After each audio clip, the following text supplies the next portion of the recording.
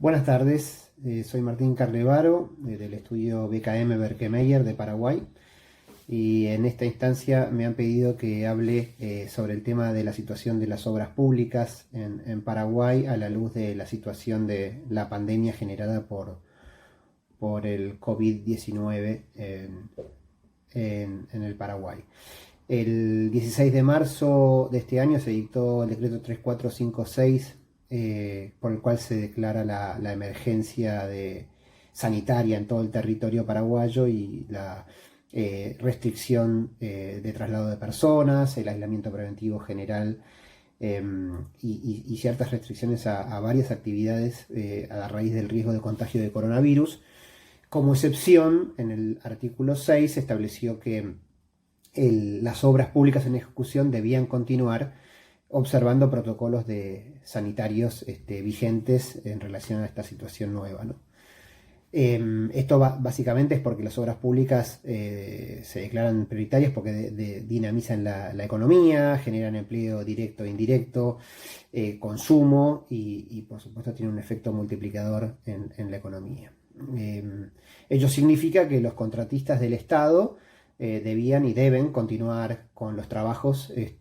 por los cuales se han comprometido y a su vez el Estado está obligado a certificar los avances de obra y abonarlos en tiempo y forma conforme a los contratos firmados. Es importante para que se genere este círculo virtuoso que obviamente no se corte la cadena de pagos, ¿no? En el caso de los proyectos llave en mano o la APP, también continúan su ritmo al estar dentro de la categoría de obras públicas, pero el Estado no debe ir pagándolas mensualmente contra avance de obra, dado que recién comienzan a pagarse cuando la obra esté completa, ¿no? Cuando ya se termine. Sin embargo, igual es importante para los cronogramas de obra y para todos los actores o stakeholders involucrados, llámese usuarios, contratistas, financistas y la sociedad en su conjunto, que las obras continúen al ritmo originalmente pactado y no se demoren sus certificaciones. Es importante que se sigan certificando en tiempo y forma, dado que una demora en la terminación de los hitos o en su certificación puede generar problemas con los desembolsos de los financistas, quienes solo liberan los fondos cuando ven que la obra avanza normalmente. De hecho, una demora en la entrega de hitos puede generar sobrecostos en los financiamientos, como por ejemplo mayores garantías que soliciten los financistas a los contratistas o deudores, mejor dicho, de estos financiamientos, dado el aumento en el perfil de riesgo del proyecto y eso que finalmente impacte en el costo integral del proyecto, ¿no? Y en este caso por causas imprevistas. Finalmente habrá que ver en cada contrato de obra en qué parte se alocó el riesgo de fuerza mayor, el cual en general queda en cabeza del el Estado contratante, con ciertas limitaciones relacionadas a seguros que el contratista debe contratar.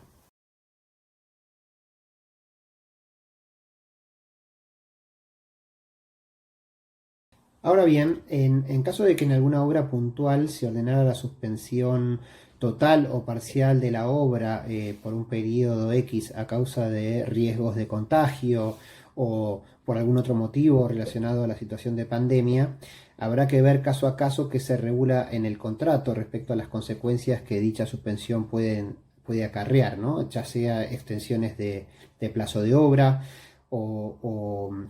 compensaciones económicas que se pueden llegar a tener que reconocer debido a este imprevisto, ¿no? También hay, por ejemplo, implementación de planes de contingencia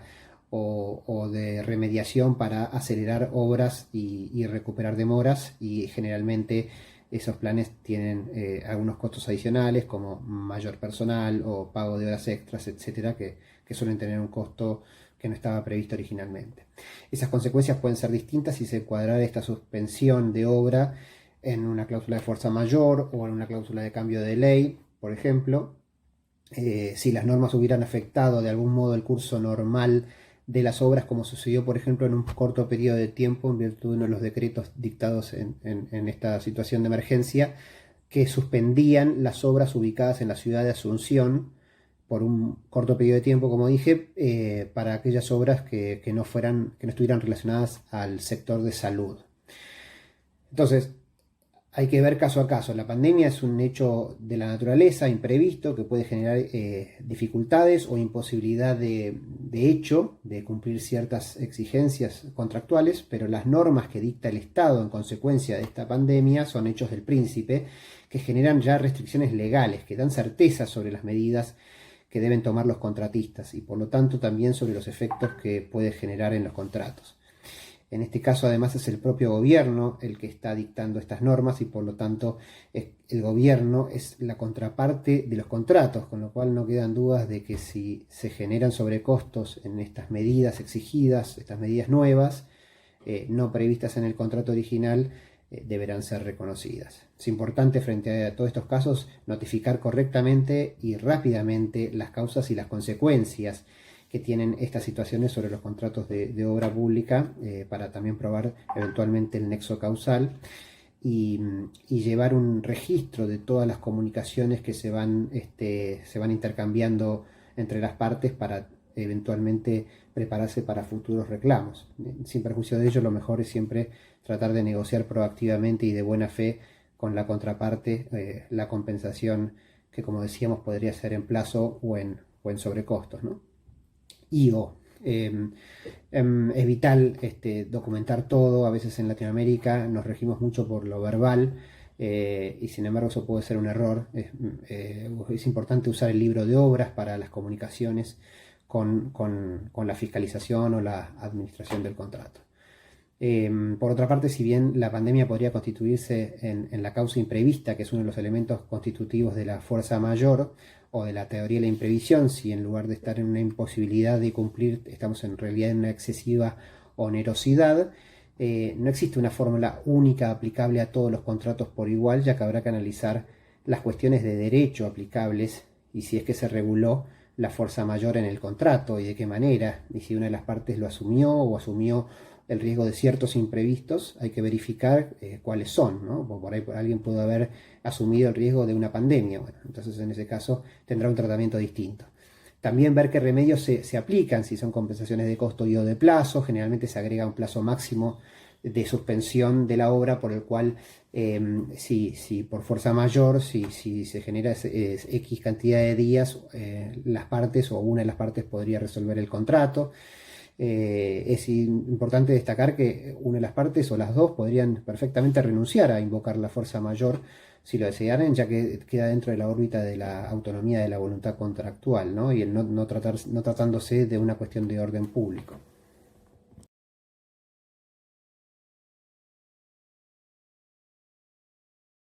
Entonces hemos visto que las obras públicas continúan, pero no sin dificultades, ¿no? Hay muchos desafíos que provoca esta pandemia en términos, por ejemplo, de abastecimiento de insumos, cemento, maquinaria, etcétera, cumplimiento de subcontratistas o de proveedores que necesitamos para la obra y se pueden ver afectados porque por ahí no están necesariamente declarados como prioritarios, entonces sí que les afectan las medidas de aislamiento dictadas por el gobierno, inclusive los propios obreros de la obra que no se pueden trasladar libremente o tienen dificultades con el transporte público, etcétera.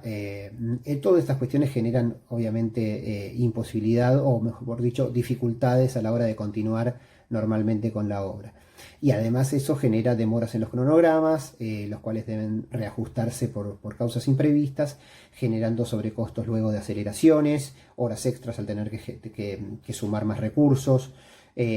el cumplimiento de protocolos de salud, ¿no? De compra de mascarillas, guantes, alcohol en gel, todo eso no estaba previsto y debe comprarse y cuando hablamos de obras muy grandes son costos importantes y entonces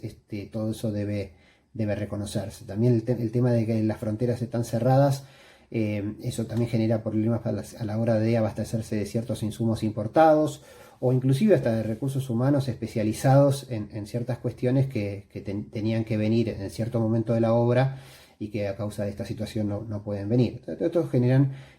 problemas, hay muchas situaciones de hecho, o sea, no hay una fórmula aplicable para todo, hay que ver caso a caso, hay situaciones de hecho concretas de cada proyecto y hay que determinar el nexo causal de estas situaciones con la pandemia, ¿no? Y que no existan, por ejemplo, incumplimientos preexistentes o cuestiones provocadas por otras causas. Podría ocurrir que, por ejemplo, cierta obra, por estar situada lejos de áreas pobladas, no existan mayores riesgos de contagio de coronavirus, etcétera. O sea que hay que ver caso a caso. Otro sobrecosto se genera porque al detener una obra, si es que hay que detenerlo o suspenderlo, como habías visto antes, eso genera de alguna manera destinar ciertos recursos a una situación que es completamente anormal. No es lo mismo la productividad de un día normal de obra que un día de detener la obra, o te diría los últimos días de detener la obra,